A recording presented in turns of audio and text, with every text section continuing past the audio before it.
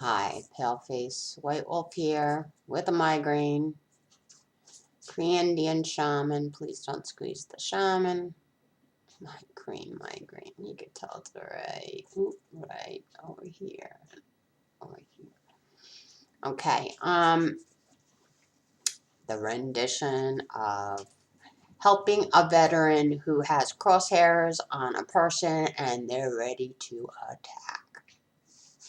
How to prevent them from going to jail.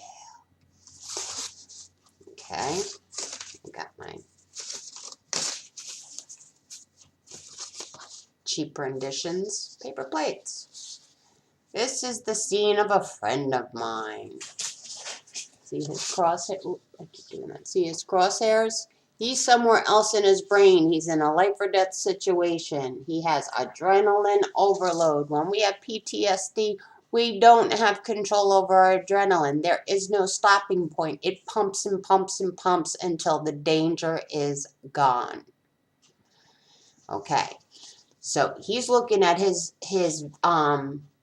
person he's ready to attack. My job is to get in front of those crosshairs. Break that stare. Break that laser beam stare. And talk to him. Hey, you don't belong doing this. It's not the right place. Hey, look at me. It's Donna. Remember me? And I have to go in and as I don't care what I have to say to this person. I'm breaking his stare. He wants to keep, no. Force his face. Back off everybody else who thinks they know what they're doing.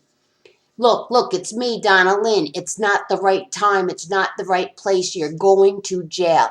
He will then, because I broke that concentration, kind of get into like a huh? Because I'm taking him away from that fight or flight, and he's ready for fight. We don't react. We act now.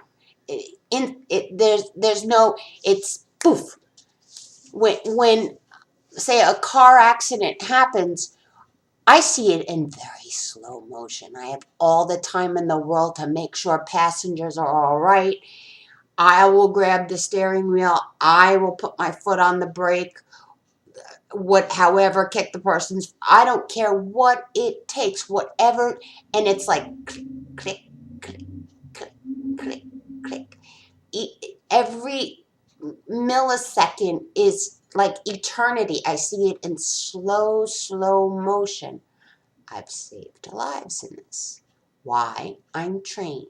You cannot untrain the trained. So let's get back to preventing a veteran or a civilian who's had a hard life and only knows fighting, only knows that adrenaline flow to use as a protective measure when that boogeyman danger is not in front of us. We could have just laughed that idiot beer-bowled person, okay, away in our minds. So now I've got him exhausted, and I'm going to get the person out of the area. Come on, dude. We got to go outside and talk. We're going to go outside. What happens? He's digesting. I'm bringing him back to the present. He's digesting. Most of the digestion isn't even comprehensible to the person who's doing it, because it's going to take a few weeks to a few months for that digestion to fully take hold and go, oh, I could have killed him. Oh, I was going after him. Oh, man. And I'm one, when I'm doing something, I tell him my name. My name is Donald. And I even had somebody, I walked into a tiki bar place. I always speak about the tiki bar. It's probably not there anymore. In Bayville, New York. And I walked in, and from another bar, I used to date a bar owner and used to help manage it. This kid sitting with some girls I went to school with. They were younger than me. Whatever. They didn't know me. Nobody ever knew me really in high school, so who cares? And the guy from the next town over school said, "Look," and I saw the jagged scar on. "You did this." No, I remember. Him and his friend came into the other bar, and it was a karaoke session going on, and they brought in a dog. Well, dogs and children should not be around drunk people, because it takes a lot of drinking sometimes for people to get enough bravery to get up and sing. So I took the dog outside, got him some water because there was a kitchen in there, and told the person stay away from his own dog.